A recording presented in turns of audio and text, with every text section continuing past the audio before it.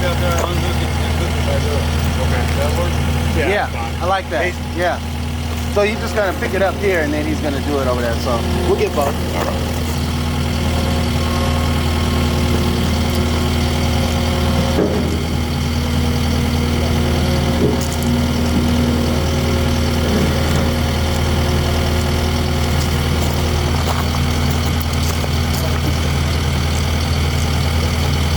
See how he hooked it on this side? I don't know if you can see it in your video.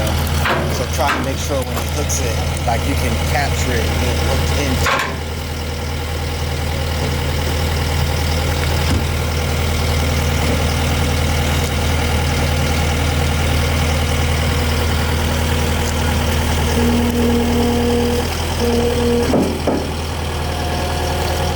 I'm gonna drop this other bucket out. Okay. And then take it over here? Yeah. Okay, then we'll get some photos of